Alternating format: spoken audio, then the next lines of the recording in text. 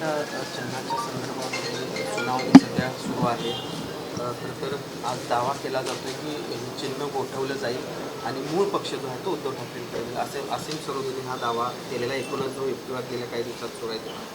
हे पहा, न्यायालयाच्या चौकटीत एखादी गोष्ट, एखादा खटला चालू असताना आणि तो जसं सर्वोच्च न्यायालयामध्ये असताना खरं तर प्रत्येकाने हेच म्हणायला पाहिजे की आमचा न्यायालयावर विश्वास आहे. असं असताना हे होणारे ते होणारे हे जे दावे आहेत ते दावे प्रत्येकजण आपापले करत असतो, परंतु न्यायदेवतेने एक बाजू ऐकलेली आहे. मला विशेष आश्चर्य वाटलं की त्या बाजू अनेक वेळेला न्यायालयात मांडली गेली होती, तरी देखील त्यातले मुद्दे जणू काही पहिल्यांदा चालू आहेत अशा पद्धतीने त्याचं प्रचंड माध्यमांमधून उत्सुकता असल्यामुळे कव्हरेज झालेलं आहे. ते जवळजवळ महाराष्ट्राच्या जनतेचं पाठ पूर्वी झालं होतं आणि तरीही जनादेश जो आहे तो महायुतीला मिळालेला आहे.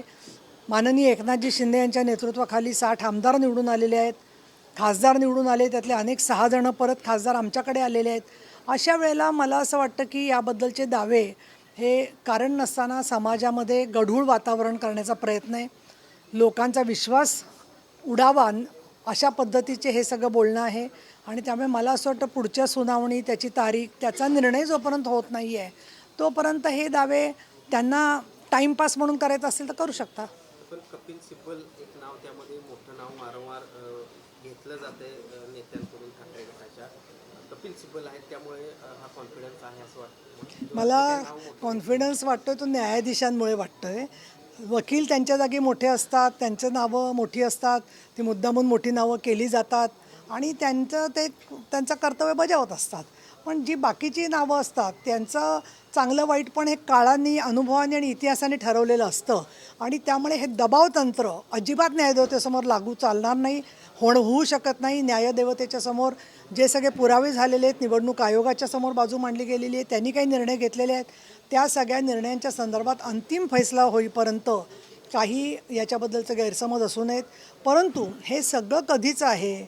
2024च्या निवडणुकीच्या आधीची परिस्थिती. 2024च्या निवडणुकीमध्ये कोणाला काय जनादेश मिळालेला आहे? विरोधी पक्षनेतासुद्धा होऊ शकला नाही मविया एकत्र असून. तर अशा वेळेला इतकं ज्याला आपण म्हणू की गडगडाट फक्त ढगांचा असावा तसं हे सगळं उभाठाच्या मधला ठ काढून त्याला ढ करावा असं दिसतंय वार्तन. खरं तर 15 ऑगस्टला नाशिकमध्ये गिरीश महाजन असतील आणि रायगडमध्ये भरत गोगावले हे ध्वजारोहण करणार आहेत. तर काय नेमकं वाटतं 2 दिवसात घोषणा होईल अशा पद्धतीचा देखील विश्वास गोगावलेंनी व्यक्त केला. आता मला असं वाटतं की तुमचे कोल्हापूरच्या पत्रकारांचं मी अभिनंदन करीन यासाठी की जे निर्णय राज्यपाल किंवा मुख्यमंत्री जाहीर करणार ते नीलम गोरे कसं सांगू शकता. त्यामुळे मी याच्यावर काय नाही, विश्वास त्यांचा बरोबर आहे, त्यांना अंतर्गत माहिती असेल. पण मला असं वाटतं की या गोष्टीला कुठेही अटीतटीचं स्वरूप होऊ नये. एक शासनाचा एक अत्यंत महत्त्वाचा देशाच्या ध्वजाचं वंदन करण्याचा स्वातंत्र्य दिनाचा जो कार्यक्रम असतो तो वेगवेगळ्या लोकांच्यावरती वेगवेगळ्या जबाबदाऱ्या शासन टाकत असतं आणि त्याप्रमाणे जनतेची जी भावना आहे, मला तर अजून एक वाटतं की वंदे मातरम ह्याच्याबद्दलचं विधेयक पास झालेलं आहे. स्वातंत्र्य लढ्यामधलं जे गाणं आमच्या हजारो हुतात्म्यांशी चले जाव चळवळीतल्या लोकांशी जोडलं गेलेलं आहे आणि ते वंदे मातरमसाठी लोकांनी लाठ्याकाठ्या करून हुतात्मा केलेले आहेत, तेच गीत आता सगळ्या लोकांच्या हृदयापर्यंत पोचणार आहे. याबद्दल मी केंद्र सरकारचं स्वागत करते आणि हे जे सगळे मुद्दे आहेत त्याच्यावरती महायुती योग्य तो निर्णय घेईल याची मला खात्री आहे. कुणबीच्या दाखल्यावरून जरांगे पाटील पुन्हा एकदा आक्रमक झाले. 29 तारखेला आंदोलनाची घोषणा केली, मग ते मुंबईत करणार की आंतरवलीमध्ये करणार ते सांगितलेलं नाही त्यांनी, पण पुन्हा एकदा कुठेतरी आक्रमक भूमिकेत दिसत आहेत जरांगे पाटील. हे पहा, जोपर्यंत कोणाचे काही प्रश्न सुटत नाही आहेत तोपर्यंत ते करत राहणं हे त्यांचं कामच आहे. परंतु माननीय एकनाथजी शिंदे आणि उदय सामंत आणि संजय शिरसाट या सगळ्यांनी जाहीर केलेलं आहे, फडणवीस साहेबांनी जाहीर केलेलं आहे की जे मराठा समाजाला उचित आरक्षण आहे त्याची अंमलबजावणी होईल, जे दाखले योग्य आहेत नियमामध्ये बसणारे ते दिले जातील. अशा वेळेला त्यांच्या सगळ्या मुद्द्यांवरती योग्य तो तोडगा शासन काढेल असं मला वाटतं. पण जरांगे पाटील अगदी ह्या भाषेत बोलतात की मी ह्या सगळ्या प्रश्नासाठी स्वतः जीव देऊ शकतो किंवा एखाद्याचा जीव घेऊ सुद्धा शकतो, अशा पद्धतीची देखील भाषा कुठेतरी आक्षेपार्ह वाटत. हे पहा, मी संसदीय चौकटीत काम करणारी व्यक्ती आहे, त्यामुळे त्यांचं जे काय अभ्यास आहे, त्यांचं जे तत्त्वचिंतन आहे त्याच्यावरती मी काही भाष्य करणं मला योग्य होणार नाही. दुसऱ्या बाजूला आपण बघितलं तर शरद पवार गट आणि भाजप यांची जवळीक आहे, अनेक दिवसांपासून ही चर्चा चालू आहे. आता विनोद तावडे आणि सुप्रियाताई देखील एका गाडीमधून त्यांनी प्रवास केलेला आहे. काय नेमकं वाटते शरद पवार गट BJP हे त्यांच्या मी खरं सांगू का, मी अलीकडे त्यांचं जे एकूण भूमिका असते त्याची दर 8 दिवसांनी वाट बघत असते की ते नक्की काय करणार आहेत, आणि त्यामुळे त्याच्यावरती मी भाष्य करणं योग्य नाही आहे.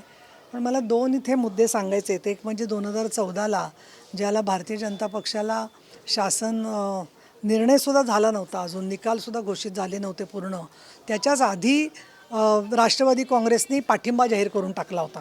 आणि नंतर एका मुलाखतीमध्ये माननीय पवारसाहेब असं म्हणाले की शिवसेनेचं महत्त्व कमी करण्याचा माझा हेतू होता.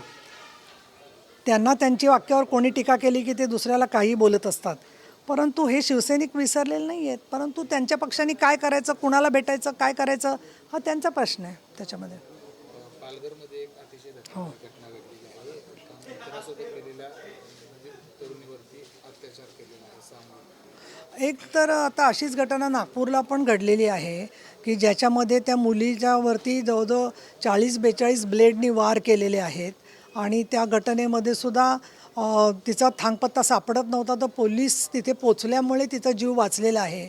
तर मुद्दा असा आहे की मैत्री असावी, हा ज्या त्याचा प्रश्न आहे, पण मैत्रीच्या बरोबर ती सुरक्षित मैत्री आहे का नाही, ती व्यक्ती आपला विश्वासघात करते का, एकाच्या बरोबर मैत्री असताना त्यांचेच 5-5, 6-6 साथीदार येऊन नंतर बलात्कार करतात, अशा 50च्या वर घटना महाराष्ट्रात घडलेल्या आहेत.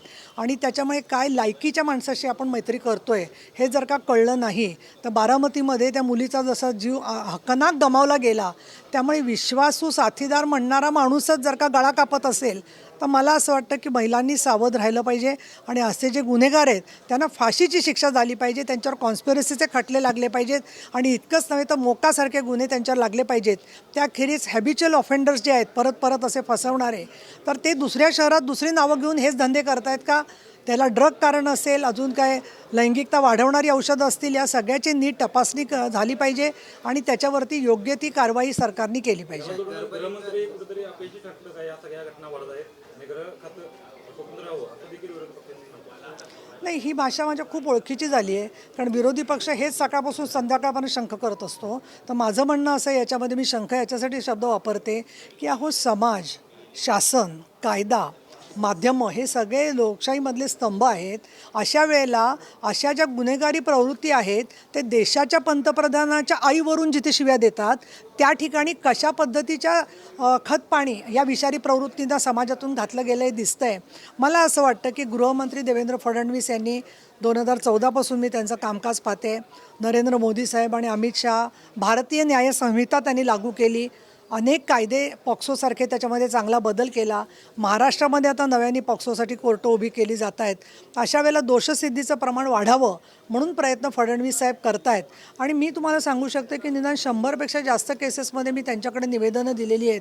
प्रत्येक निवेदनामध्ये त्यांनी कारवाई केलेली आहे. त्यामुळे उलट मी असं म्हणेन की असे कार्यक्षम गृहमंत्री असल्यामुळे थोडा तरी वचक आहे.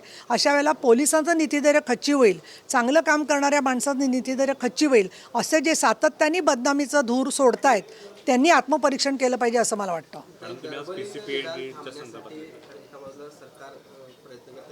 कशासाठी? हां हां. तर कोल्हापुरात मागे जी काही घटना घडली, जिल्हा शल्य चिकित्सक म्हणून काम करून निवृत्त झालेला व्यक्तीच अशा प्रकारच्या कृत्यामध्ये आढळला. 300हून अधिक गर्भलिंग निदान त्यानं केल्याचं. गर्भलिंग निदान नाही, त्यांनी गर्भपात केले. हां, हे पहा, आता असं आहे, तुमचे आत्ता मी वाक्य दुरुस्त केलं नसतं तर किती अजून वेगळा प्रश्न झाला असता. तर प्रकाश आंबेडकर जे आपले आरोग्यमंत्री आहेत, त्यांनी मला विधान परिषदेच्या अधिवेशनात मी जेव्हा 97 अन्वये चर्चा दाखल केली होती त्याच्यावर सविस्तर उत्तर दिलं. आणि त्याच्यामध्ये आपल्याला गुन्हेगारी प्रवृत्तीची रॅकेट पोलिसांना डावलून आणि आरोग्य विभागाच्या मधून अनेक ठिकाणी डॉक्टरचे कंपाऊंडर होऊन किंवा फिरत्या वाहनातून पशूंसाठी जी सोनोग्राफी मशीन आहे ती वापरणं, आणि एका जिल्ह्यातून दुसऱ्या जिल्ह्यात पळून जाणं, आणि विशेषतः पश्चिम महाराष्ट्रामध्ये कोल्हापूर, सातारा, सांगली, सोलापूर या नगर या पद्धतीने असं एक जाळं सगळीकडे दिसतं आहे. म्हणून मंत्र्यांच्याच बरोबर आरोग्यमंत्र्यांनी मला सांगितलं होतं की ताई, तुम्ही काही ठिकाणी पोलीस अधीक्षक आणि सिव्हिल सर्जन यांच्या एकत्र बैठका घ्या. त्याप्रमाणे पुण्यामध्ये एक बैठक झाली, त्यावेळेला मी त्यांना सांगितलं होतं की तुमची कार्यप्रणाली काय असणार आहे हे पहा. जे प्रलंबित खटले आहेत ते पोलिसांनी पण त्याचा आढावा घ्या आणि सरकारी वकील मिळत आहेत की नाही बघा, की जेणेकरून त्याच्यात दोषसिद्धी होईल आणि एकापेक्षा जास्त गुन्ह्यातले जे आरोपी सापडतील त्यांना मोका लावा. तर आता आज मी इथे कोल्हापूरमध्ये पोलीस महानिरीक्षक यांच्याबरोबर आणि सातारा, सांगली, कोल्हापूरचे सिव्हिल सर्जन आणि पोलीस अधीक्षक यांच्यावर बैठक घेतलेली आहे. हे पहा, डॉक्टरनी निवृत्त झालेल्या जर का बेकायदेशीर गर्भपात केले असतील तर कुणालाही इथे माफी मिळणार नाही. इनफॅक्ट माझ्याकडे गीता हुसूरकर आणि इथल्या ज्या कार्यकर्त्या आहेत त्यांनी पण तपशील दिलेले आहेत बरेचसे. त्यामुळे त्या प्रत्येक गोष्टीच्यामध्ये बारकाईने कारवाई व्हावी ही सरकारची भूमिका आहे, अपेक्षा आहे. म्हणूनच एखादं आरोग्यमंत्री म्हणाला असते की मी सगळ्या मिटिंग घेतो, पण त्यांनी माझ्यावर विश्वास ठेवून सांगितलं की ताई तुमच्या अध्यक्षतेखाली तुम्ही मिटिंग घ्या आणि तुमच्याकडून जी जी माहिती येईल तर जी गोपनीय माहिती असेल तीसुद्धा तुम्ही आम्हाला कळवलीत तर तुमचं नाव गुप्त राहून त्याच्यामध्ये आम्ही अधिकाधिक दोषसिद्धी करायचा प्रयत्न करणार आहोत. कोल्हापुरातल्या अनेक गुन्ह्यामध्ये रिपिटेशन जे आरोप आहेत ते आढळून येतात. कायद्याचा वचक कुठंतरी कमी पडतोय का, अजून कडक करण्याची गरज वाटते? मला असं वाटतं त्याच्यामध्ये की याच्या न्यायसंस्थेच्या मध्ये सुद्धा जामीन देण्याच्याबद्दल जास्त काळ एखाद्या माणसाला अटक झाली की त्याला जामीन देऊन टाकला जातो, कारण त्याचा तो अधिकार आहे. आता उदाहरणार्थ एका नागपूरच्या केसमध्ये ज्यांनी सायबर गुन्हा करून या मुलीवर 48 वेळा हे केलेले आहेत, वार केलेले आहेत, त्याला पोलीस कस्टडी किती दिवसाची दिली न्यायालयाने? तर 2 दिवसाची. त्यामुळे प्रश्न असा होतो की आरोपीचे वकील काय म्हणतायत त्या मुलीच्या चारित्र्यावरती हे तुम्ही माध्यमांचा अधिकार म्हणून रकानेच्या रकाने छापता आणि त्यांचे कुटुंबीय खचून जातात. तर माझी तुम्हाला विनंती राहील की जे महत्त्वाचं आहे, तपशील आहे, कायद्याचा मुद्दा आहे, तो जरूर घ्या तुम्ही. परंतु पोलिसांचं आणि कायदा व्यवस्थेचं रक्षण करणारे लोक आणि विशेषतः या मुली ज्या आधीच त्यांना खूप गरज असते दिलासा आणि कुणीतरी पाठी उभं राहण्याची, तर नेहमीच माध्यमांनी याच्याकडे लक्ष वेधलेलं आहे.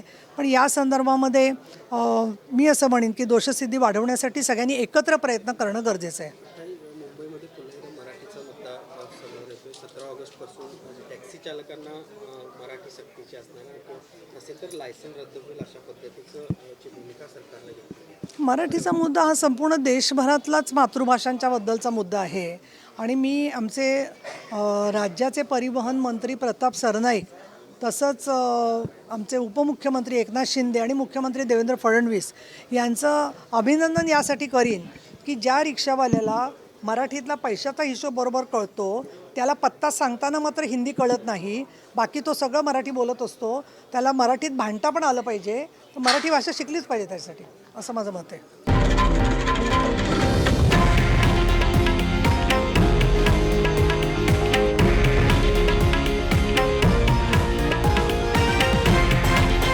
हे आहे देशातील नंबर 1 न्यूज नेटवर्क आणि आपण पाहत आहात TV9 मराठी, एकमेव.